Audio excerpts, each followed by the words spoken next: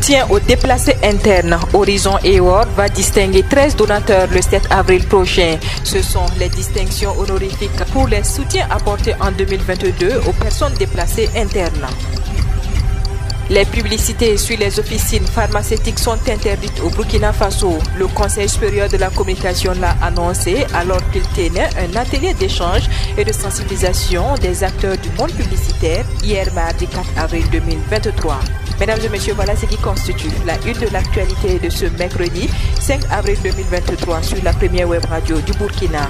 Auditeurs, auditrices, bonjour et merci de nous rejoindre. Ouvrons ce journal par cette information. Plusieurs terroristes neutralisés dans leur cache au Sahel le mardi 4 avril 2023. Les vecteurs aériens de l'armée burkinabé ont repéré une colonne terroriste sur des motos à hauteur du forage Christine à l'extrême nord de la région du Sahel, selon l'agence d'information du Burkina AIB. Les assaillants se sont dirigés vers leur base dans une zone boisée où ils se croyaient couverts. Les vecteurs aériens ont craché du feu sur les cibles, tuant plusieurs terroristes et détruisant leur logistique.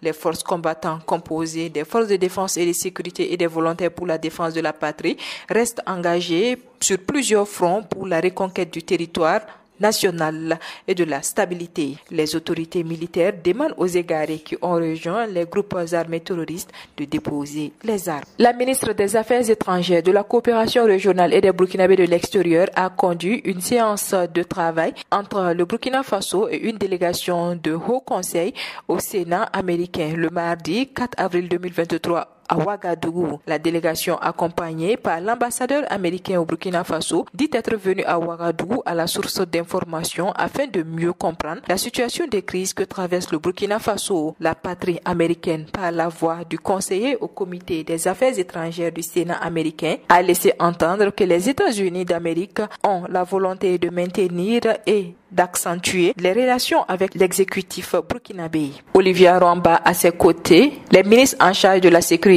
et l'action humanitaire et de la coopération régionale a salué la démarche américaine qui est pleine d'espoir. La patrie burkinabé est revenue sur le contexte qui a prévalu à l'avènement de la transition en cours.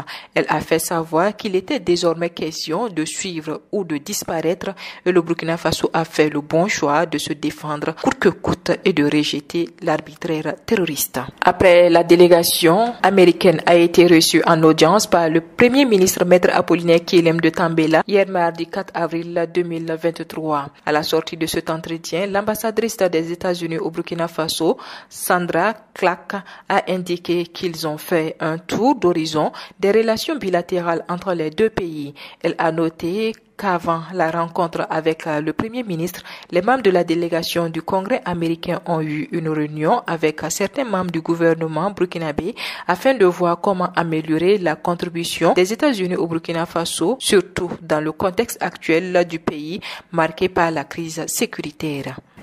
Le porte-parole de la délégation des membres de la Commission des affaires étrangères du Sénat des États-Unis s'est dit heureux de la qualité des échanges qu'il a eus avec le Premier ministre du Burkina Faso et quelques membres de son gouvernement. Pour le Premier ministre Maître Apollinaire Kyelem de Tambela, le Burkina Faso et les États-Unis d'Amérique sont des partenaires naturels. Il s'est dit favorable au maintien et à l'amélioration des relations entre les deux pays.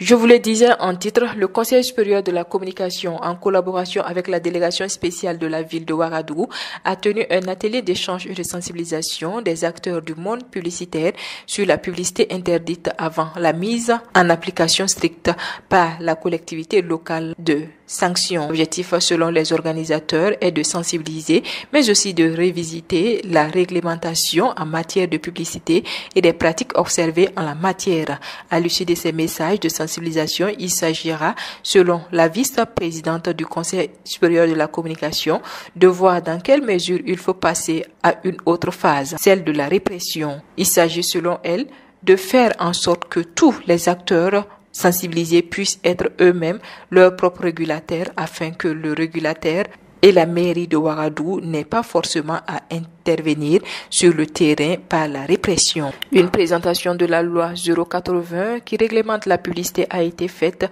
aux différents acteurs. Il faut retenir de cette loi que les publicités sur la morgue et les effets mortuaires sont interdites, notamment l'exposition des cercueils.